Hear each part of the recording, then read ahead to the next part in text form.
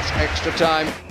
He shoots, and it's a goal! Hello and welcome back to the Extra Time podcast / video. It's me, Patrick Van Straten, your host for today. And we've got a very special treat for you this week. It's newcomer to the screen, star of stage and screen of the future. It's Henry Hill. Hey, Henry, how you doing? Hello, thank you. Thank you for that introduction. It's been a long time coming, so here I am. This is your first on-screen appearance since Goodfellas, as I recall. That's right. It's a bit like Joe Pesci. I had a bit of time off, sort of waited for the right role to come up. And no, I finally have this opportunity. The last time I was on screen, I don't know if people saw, but I was involved in the pilot of a new quiz show where you teased me about my pronunciation of Immobile. So I'm hoping we can move on from that, and this will be a bit more friendly. That could be tricky because we're discussing a lot of foreign players as well. So we'll see how it goes. It was more that it was unexpected, your pronunciation. Like you stopped and you were like, I know the answer. And I was like, I know he knows the answer. And in my mind, I was already hearing Immobile and you went, Immobile. And I don't know why, but it just killed me. I think after the season he's had, he deserves as authentic saying of his name as possible. And I think is that the most authentic saying of his name? I don't know. I like to believe every commentator when he's about to shoot is like, Immobile.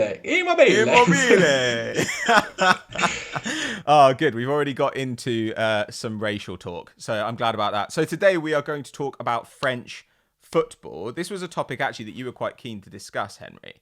Obviously, there's been some controversy over the end of the season in France. The French League so far is the biggest league, I think I'm right in saying, who have cancelled their season. They've ended their season early. They had 10 or 11 fixtures left, depending who you were. And what that means is that your standing after the 28th round of fixtures was where you ended up for the season. So that means Toulouse have gone down, Nîmes have gone down, Amiens as well, I think, have gone down. Whereas at the top of the league, PSG have made the Champions League, so have Marseille, so have Rennes, I think. And then you've got Lille and Nice in the Europa League places, I think.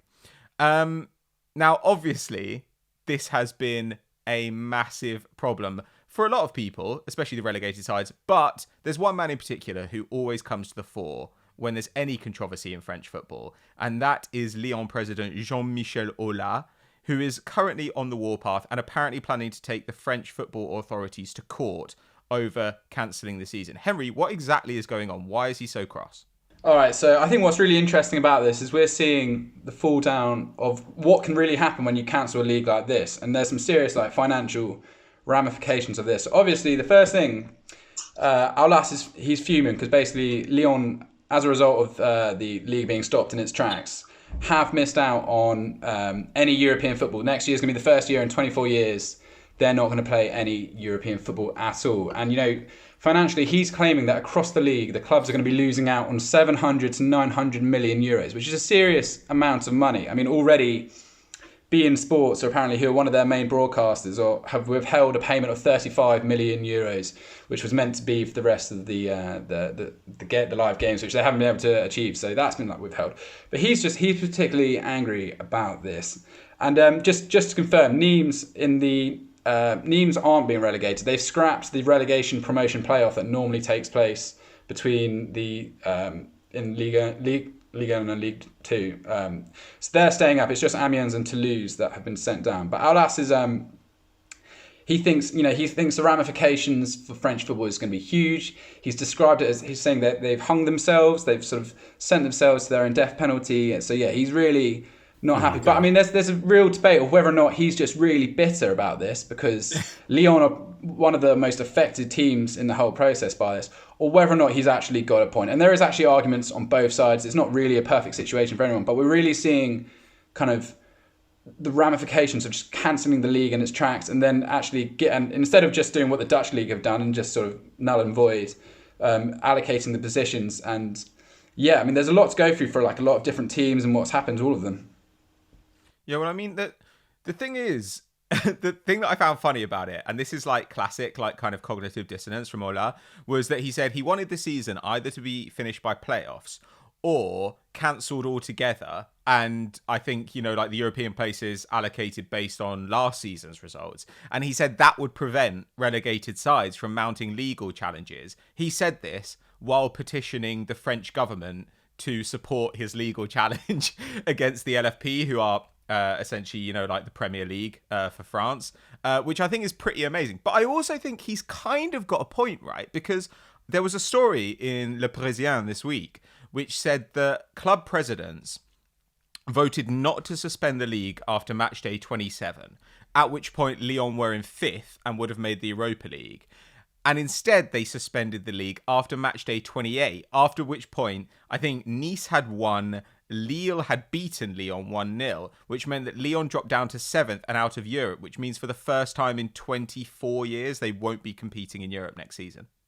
Yeah, I mean, I think it's just really turned to like a cloak and dagger kind of league where you've got, I mean, the president of St. Etienne basically said, look, we're all trying to fend for our own survival at the moment, which is really what's happening. You're sort of seeing them all turn on each other. I mean, the only way that Lyon can achieve European football now is if they win the Champions League, which, I mean, they may bumble their way past Juventus in the round of 16 because they've got a 1-0 advantage anyway.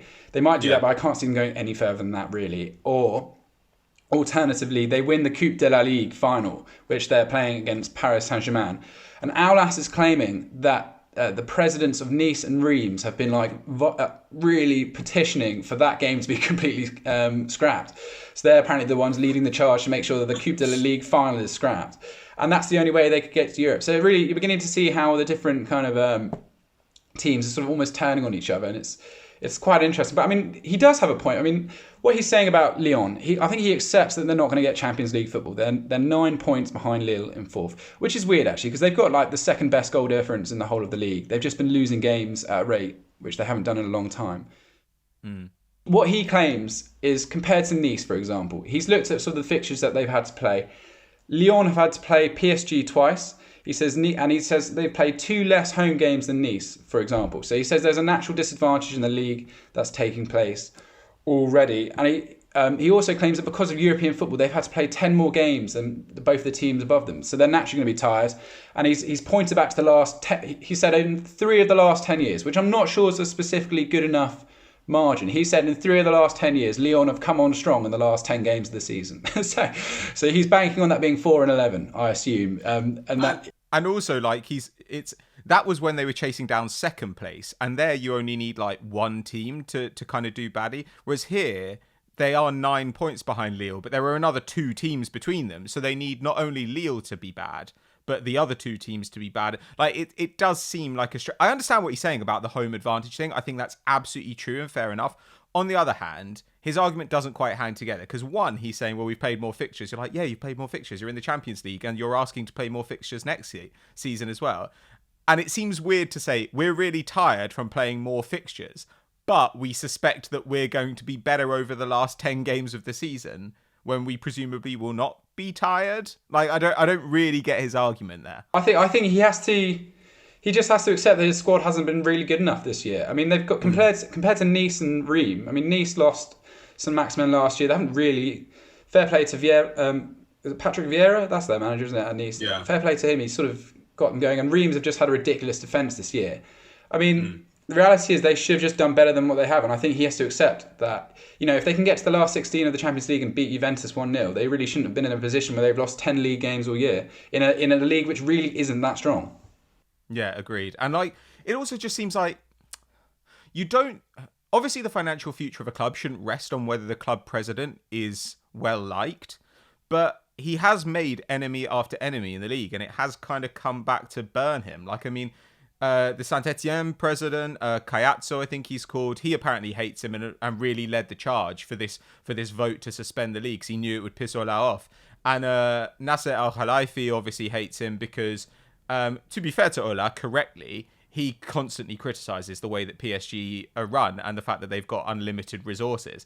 But because he's made enemies all over the place, it now just feels like it's going to hit him where it hurts in his pocket because he's already said, right, that he expects that Lyon are going to have to sell some assets this summer, right? Who does he expect to lose from this squad? Well, from the current squad, I think, so I read this week that Hassan Mouar, I think their young attacking midfielder, forgive me if I've said that wrong, but Mouar, he's already been put up for sale. They reckon about £45 million.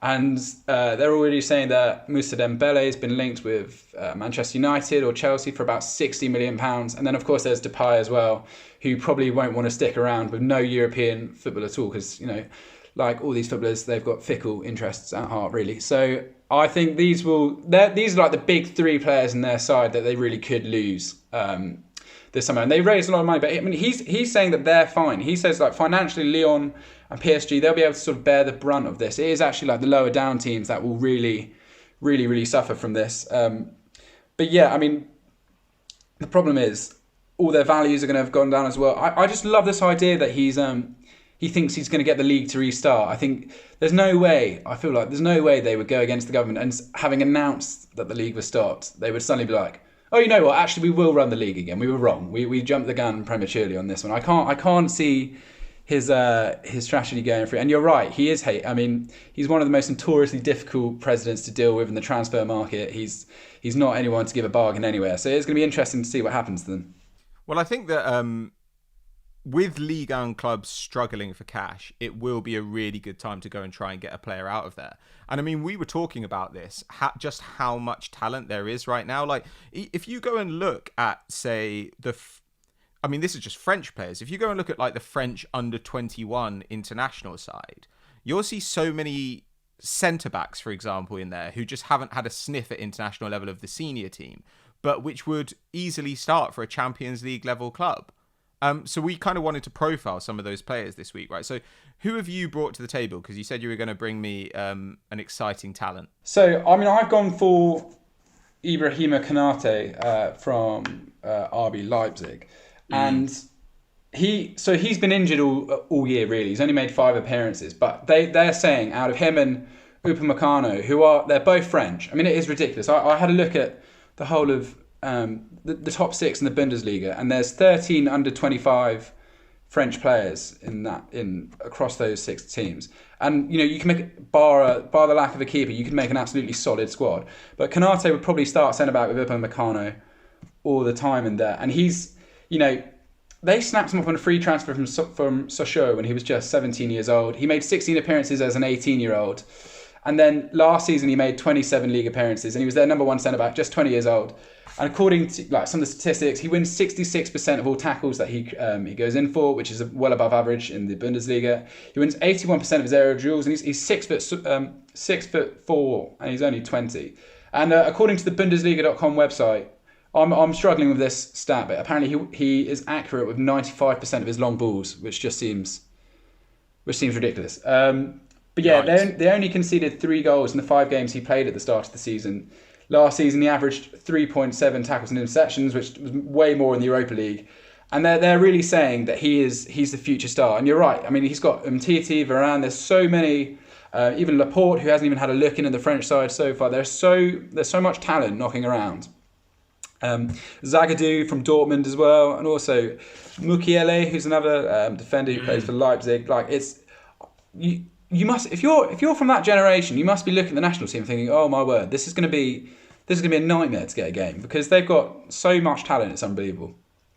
Yeah, well, we were Doogie and I were talking the other day about like shoestring signings for big clubs this summer, and we talked about Axel Disasi, who is at Reims this season. Obviously, like you said, they've had the best defence in France. There was also Malang Sarr, who will be leaving Nice on a free this summer. He's been linked with a move to the Bundesliga as well. I think Eintracht Frankfurt and Borussia Dortmund and Bayer Leverkusen are all taking an interest in him. Moussa Diaby, who went to Leverkusen from PSG last summer, not a centre-back, has been absolutely phenomenal this season. He's unreal. I think he's completing 4.5 dribbles a game or something. I think he's got something like 0.6 expected goals and assists per 90. Like, he looks like an absolute superstar. And right now, it does feel like France's third team would get to the latter stages of an international competition. Like, they're absolutely ridiculous. I mean, what I like most about them is you look at the transfer fees that were paid for them. So Nkunku, who's got 15 assists in all competitions this year, Leipzig paid 12 million for him. Marcus Thuram, who's looked unbelievable for Gladbach, he's the son of Lilian Thuram, they paid 12 million. Diaby as well, they paid roughly 12 million for him again. So they've clearly just mastered the art of nipping into the French divisions, picking out these like excellent value players, and then just within a few years they're suddenly worth sort of triple, quadruple that. Like the amount of talent coming out is good. But I'll just raise another player. So this is quite interesting. This kind of goes back to what we're talking about. So St Etienne at the start of the year, I was reading they budgeted to finish in 8th position. Okay, they're now going to finish in 15th position, which for them is a 15 million euro loss. Okay, so that as a result of that, they're going to have to trim £400,000 off their monthly budget. So players like Johan Cabaye are apparently going to be released and stuff like that. But also, Ligue 1 accepts that they're a feeder club. Out of all the top 5 leagues, they're a feeder club. They're the ones that sell the most, and they accept that's what they need to do to survive. So St Etienne were probably going to plan to sell, and the players that I've read they were going to consider selling was Dennis Bunga and Wesley Fofana, who's a 19-year-old centre-back. In January, they could have got 40 million euros for those, but as a result of what's happened and the fact that transfer market values because of coronavirus are going to be plummeting, you're probably going to be able to go into the market and pick up someone like Wesley Fofana, who's a solid centre-back for 19 years old. Apparently Leipzig are looking at him, like they're looking at every young French player, I assume. And they could get him for like 5 million euros now. So that's where like all these clubs are going to lose a serious amount of money. And yeah, you can go in then. You can probably get like the next generation of stars for like a really reduced fee. Yeah, well, I mean, I was looking at a guy from Rennes who actually is he's Portuguese. Or no, he's Brazilian. But I think he's got Portuguese citizenship now. Rafinha, who came to Rennes from Sporting Lisbon. And they're really good at finding these players as well. Like you can often find these sorts of bargains too. It's not just French players who kind of use Ligue 1 as their jumping off point for a move to a true super club. So he's now been there for a season. He's got 8 goals and assists in Ligue 1, but expected goals says he should have about 10. And I was looking at his expected goals and assists per 90, and it's 0.53, which is exactly the same as Moussa Dembele this season, who's obviously been linked with Man United for 70 mil. And Rafinha has not been talked about at all, as far as I can tell. He's completing nearly 3 dribbles a game. He's got over 2 key passes. He's taking a couple of shots. He's doing a decent amount of defensive work too. Now, Rennes paid about 20 mil for him. So if you want him, you're going to have to probably give them a decent return on that. But though Rennes are going to be in the Champions League next season, I don't really know what that's going to look like, what the prize money is going to look like. You know, PSG are always going to go further, and so they're going to take the lion's share of revenue because that's how it's determined, right? It's divvied up among clubs from the same country. But he just looks like a phenomenal young talent. Like he's a really fast winger. He's extremely skillful. I think that if you're a club like Leicester, who I've been thinking about a lot recently, and you wanted to upgrade on Iosi Perez or just have a different sort of weapon, somebody like Rafinha would be a really, really great signing. And there are defenders all over the place too. I mean, last year we were talking about, you know, Youssef Attal and Sofiane Alakouche and Amari Traore, and it looks like all of those guys could well be on the move this summer.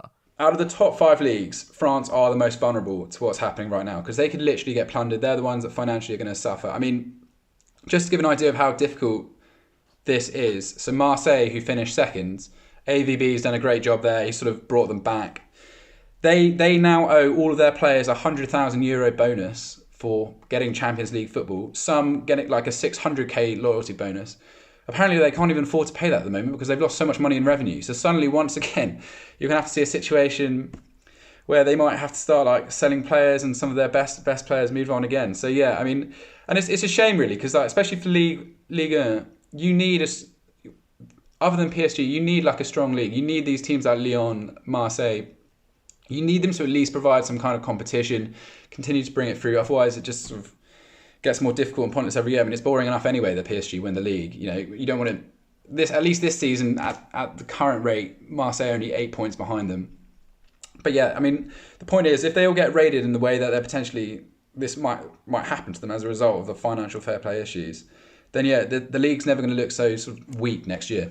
Yeah, I'm a bit worried about it as well, especially with, I think, what has been a significant managerial kind of drop-off as well. Just the loss of Jardim from Monaco alone, I think he was probably the second best coach in that league. And I don't know, I'm a bit concerned. Like now, I think that Arsenal paying 30 mil for Saliba last summer I think made sense at the time. It was a little bit of an overpay, but I think given some of the players who are going to move for relatively little over the next 2 years, we'll probably look back on that and say, wow, that was significantly above what they could have been paying if they'd just waited a year. It is interesting that Arsenal end up paying 30 million for a defender, and yet going back to what we said, a lot of these German clubs are snapping up these stars, like Marcus Thuram for 12 million from Guingamp. How are they sort of achieving such better value in the market than someone like Arsenal? I mean, we don't even know for sure if Saliba is going to be a success. Well, I think in fairness to Marcus Thuram, like Guingamp went down, and we're in a less. He was really their only saleable asset. So I think they had to kind of sell him at a bit of a knockdown fee. Though there was a rumour at the time that he had a buyout clause of like 20 million euros and obviously went substantially below that. So I'm not quite sure how that happened. Maybe he might have had a shorter time left on his contract. But yeah, I don't know. It does seem like they're going to get absolutely pilfered. And to be honest, there's a part of me that's a little bit excited to see French talent spread out across the top leagues because I genuinely cannot believe the quality of player coming out of that division right now. And it does just seem like France are pretty much the future of football. France, the future of football. I think you've heard it here first, everyone. This is... Yeah, I mean, it won't be good for the French clubs, but for the French players and the French national team, it'll be pretty good, I think. So shall we move on to a little bit of anything but football? Because that was surprisingly in depth, talking about finances, Henry.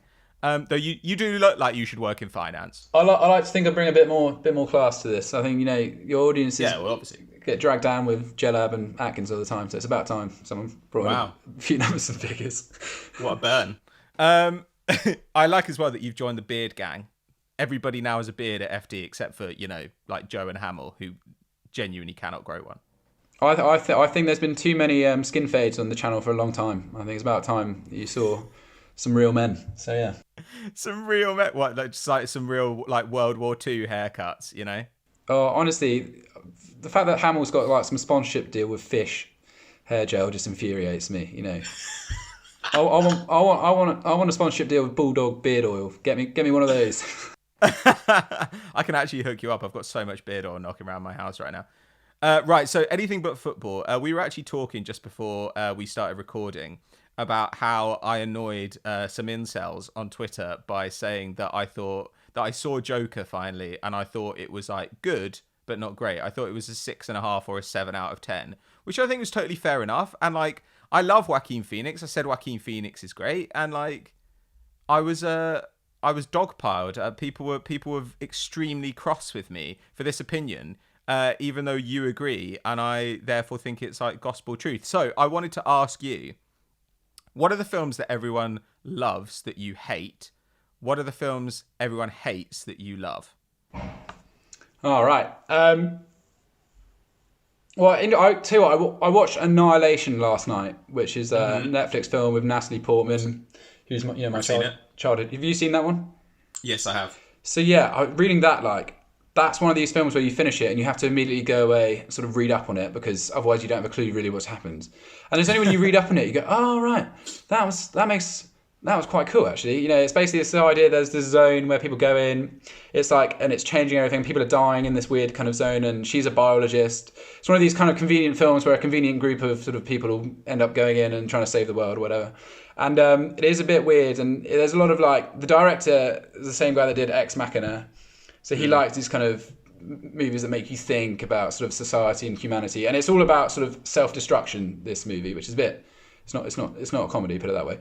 And then they go in, and it is confusing. And I read that the producers were really unhappy with it. It lost loads of money and stuff like that. But I thought it was really cool. It's just. I don't know, it's just, I do struggle with films that if you have to go away and have to read up on it loads to try and understand what has happened, that can't be a good sign considering sort of the base intelligence of a lot of the people that go to essentially see Marvel films. And actually, no, I actually don't. I'm having that scratched out. That's the kind of comment that's going in. That's people. But no, it's it is an interesting one. But I'm trying to think of one which I love, which people hate. I mean, you know what? I grew up. This is going to sound so lame. I used to love Man in the Iron Mask. Okay, so growing up, that was the film I used to love watching. And it's only recently that I looked at reviews because I was wondering about it the other day. And I read all the reviews, which were shocking for it. It said it was like a 3 out of 10, that Leonardo DiCaprio was awful. And it's just one of those moments where you realise that you were completely wrong about a film. And as a young boy, I was like overawed by everything I was seeing on the screen. And it's only now that I've come to the conclusion, oh, it was actually a terrible film. I just had no idea growing up. So yeah, maybe that's a good thing. What about you? Oh, God. I was actually just realising as you came to the end of that I was going to need to come up with something. I mean, there are lots of films that I think they're well loved, but everyone acknowledges they aren't that good. So like Forrest Gump, I feel like it has people who love it, but now it's kind of a bit played out to say that you don't. God, what's something I don't hate it by any means, but I don't particularly like The Shawshank Redemption. I've had trouble with that before. I agree with you. I agree with you. I'm in the same boat. Yeah, I don't. When people when people go like, oh, name your top 10 films, they go, oh, obviously Shawshank's in them. I'm like, why is that an obvious? Why is that shit? Like, there's loads of films. There's quite literally loads of films. Why is that such a? Why does that have to be in your top 10 every time? But yeah, I mean, I've never got into like Lord of the Rings or anything like that really, which is maybe a detriment to me. I also hated Spectre. I don't know if some people loved it, but I love James Bond, but I thought Spectre was just the biggest load of twaddle going. And yeah, I mean, I'm one of the people that like looks at the reviews. So for example, the Star Wars, the second Star Wars, which was in the new series, which was like the rise of Skywalker. The critics all love that, but then the audience didn't like it as much. And that's always like interesting to see who you should be going on really, because ultimately surely it's the audience that are the ones that you should be sort of going by. And I think but then the reverse of Spectre is I feel like a lot of people loved it, but I just think the whole thing where he gets drilled into his brain and then he suddenly just sort of turns around and wins. And there's a scene where he's being shot by loads of people, and just with one single shot he just takes out 4 people in a row. And I'm just like, he's not that great. Do you know what I mean? It's just you're not that clever. That really frustrated me, that film, and the whole kind of making a family link with Blofeld as well. I think you've got to be really careful with one of the most iconic villains in cinema history and sort of do a throwaway plot line like that, which is potentially exciting. No, not for me. That's how I felt about that. The most recent Star Wars movie. Like, I don't really give two fucks about Star Wars, but the previous one I kind of liked because it was like there was just a scene where somebody says to the main character, he's like, "You're nobody. Like, you're wondering who your parents are or whatever. They're nobody. It doesn't matter. You're no one important." And I was like, finally, because all the Marvel movies and Star Wars and every action movie or comic book movie, they're all about like monarchy. It's always just like, oh, you're important because your parents are important. Like, you're important because like we made a movie 30 years ago and that guy who was in that movie, he's actually your dad. And it pisses me off so much because I'm just like, stop telling people that they like it's the same with Batman. It's just like, oh, what's so great about Batman? He's rich. He's just a rich bloke. Like, so I was sick of it. And then when they released the latest Star Wars, and so I actually really liked that movie, The Last Jedi. Everyone hated it and I liked it a lot. And then when they released the newest one, they were like, actually, that was bullshit. Like, it turns out that like your parents were really important. And I was like, oh God, it's so boring. But I mean, while you were talking, I pulled up like the IMDB top 250, which never really changes that much. And to be honest, it's acknowledged that it's stupid. But I'm looking at the top 5 films on it, and it goes Shawshank, number 1. No. Then it goes The Godfather. Fine. Then it goes number 3, The Dark Knight, which is good, but is it the 3rd best film ever made? Then it goes The Godfather Part 2. Okay, fine as well. I wouldn't put both of them in the top 5, seems unnecessary. And then number 5, it's got Lord of the Rings, Return of the King, which is acknowledged as the worst of the 3 Lord of the Rings movies. Like, just going down this list, like Inception's in the top 10. Forrest Gump is number 12. What is happening? I don't know. I can't really get it at all. But I did have a revelation in my head that Tom Hanks is one of the greatest actors ever. I did think that. I love Tom Hanks. Like, everyone loves Tom Hanks. If you look at his film history, the amount of big movies he's done is just unrivaled, in my opinion. But yeah, they're very like blokey films. The top 5 that you've mentioned, they're very sort of dark and sort of brewing and fighting and heroes and villains and stuff like that. It's nerds who are going to go to IMDb and rate stuff. Because I've just scrolled down and now I'm furious because I've just seen that Interstellar is number 22 in between Parasite and City of God. The idea that Interstellar should be between Parasite and City of God is absolutely staggering to me. I did not care for Interstellar at all. I'm not gonna lie, that's the first movie I watched at an IMAX. I went at midnight, and I sort of went in really tired, sort of thinking this was a funny idea when I suggested it to my friends, and now I'm just exhausted going to the cinema nowhere near my flat. And I watched it, and I thought I couldn't get to sleep afterwards. I thought it was so amazing on the IMAX. But yeah, it is then once again a movie where I've gone away and I've gone, I actually don't have a clue what happened. I literally just sat through 2.5 hours. And yeah, it looked cool, but then suddenly he's like floating around and he's in this little vortex world. Oh my God, and he's like pushing books out off shelves and stuff. Because it's like, oh, you know what? Like, you can time travel if you love someone enough. I was like, shut up, man. Like, this, I love Matthew McConaughey, but I was like, shut up. This is bollocks. I was furious. And Anne Hathaway in anything is always a bad move. I just can't. By the way, Joker apparently is the 33rd best film ever made. That isn't true. I can tell you now, I can name you 33 better films. I can name you 66 better films than the Joker. I mean... Yeah, and the Avengers Infinity War, that's number 34. So Just to touch on the Joker, the idea that they did it... So Christopher Nolan always said you didn't need to do an origin story about the Joker because he was an absolute character. He is what he is. He's like an evil guy. But he's a genius. He's a genius. And I think this is important. He is a genius. That movie gives no indication that he's a genius. It just makes him a slightly crazy guy who gets progressively worse and worse as society gets him down, and he becomes more kind of stuck in his own head. But then it gives no indication that he's going to go on to mastermind any of the things that you see in The Dark Knight, which is I actually do think it's an incredible film. It is an amazing film. But I think it's great. I just don't think it's like the third best film ever made. Yeah, that is tricky. That is a tricky claim. Like that's a strong claim. But like, I don't know. I don't care so much about that. What actually annoyed me about it, every time that they were like, bringing it back to like Batman or whatever, I was just like, shut up. Like, I don't care. I don't care about Batman. I don't care. Like, if you want to make a story about this guy and you're like, isn't he just a weirdo? Like, make it, but don't have all this stuff where they're like, oh, we're in Gotham City. Or even if you have to do that, like, stop being like, oh, that boy's gonna become Batman. Like, I don't care. It's not interesting to me. Like, I don't need to see this scene. I've read like 2 comic books in my life and they were not Batman. And like, one was Sin City and one was Watchmen. And I've literally like seen that scene in an alleyway where some geezer shoots Batman's parents. I've seen it, I swear to God, 15 times. Like, in different films. It's been reshot so many times. I was like, I've literally seen that more than I've seen, like, the crucifixion on film. And it just seems ridiculous to me. They're like, well, this I guess is the most seminal moment in, like, all of Western culture. The moment that, like, Batman's parents get shot in, like, a piss-filled alley. I just, I can't be doing with it. So if they made, like, a modern-day sort of reinterpretation of the Bible, you'd include that as a sort of almost like a psalm, as like a story, an explanation of... Yeah, I'd be like, yeah, like Jesus goes into an alley with God and Mary. I don't know.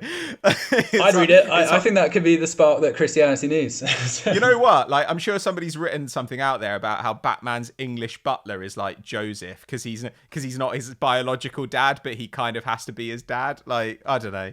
Whatever. I am excited. I will say I'm excited for the new Robert Pattinson Batman series. I think that's going to be class.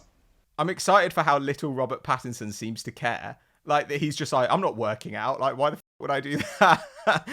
It's got Zoe Kravitz though, right? Oh yeah, that's gonna be quality. Did you read that GQ article that they did? Oh, it's so good. It is unbelievable. I recommend anyone listening to this to search out that article. There's a whole story about him cooking a pasta burger, which doesn't make sense anyway.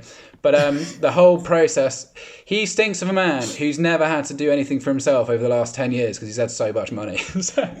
Yeah, and he's also gone sort of like, he's allowed to be weird, and everyone's like, isn't it great that he's weird? And I do like that he was kind of like, you know, like Daniel Radcliffe, they were like these young like film stars, and instead of going on to just do like mainstream films, they've gone on to do really, really weird stuff.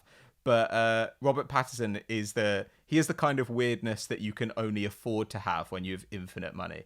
I like the fact that he said there's a director who he kept emailing because he just wanted to talk to them, and the director eventually just put him onto his like assistant. Was like, I can't talk to Robert anymore. He's getting too annoying. I like the idea that celebrities can get shunned like that as well. Even like the top ones like Robert. I like the idea. He's like, oh, Robert Pattinson's so fucking annoying. We just get rid of him.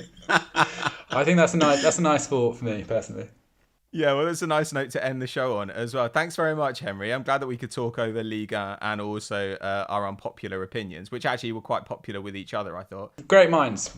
Well, exactly. Is there anything that is coming up on either of the channels that you'd like to promote? Yeah, so we've got an XI of the 10 young players to look out for in the Bundesliga that's coming out. Obviously, the Bundesliga kicks off. Well, it kicked off already by the time this goes out. I will say, I saw on your tweet, someone said they wanted to see like the insides of how FD's working, especially like right now. Involves a lot of us, like a lot of calls like this, trying to like come out with content for you guys to listen to and trying to think of the best ways to like keep you guys entertained. So, the listicles and stuff like that, I think all the writers are trying really hard to make sure we've got like enough engaging stuff going on right now. So yeah, look out. I think we've got some new like stuff in the pipeline as well, especially on Euro Football Daily. So just keep supporting all the stuff that we're putting out. Thanks very much, Henry, and thank you very much for listening or watching. Obviously, if you're not subscribed to the channel, make sure that you do subscribe. Drop us a like if you've enjoyed this video, and we'll see you next time. Bye. It's extra time. He shoots, and it's a goal.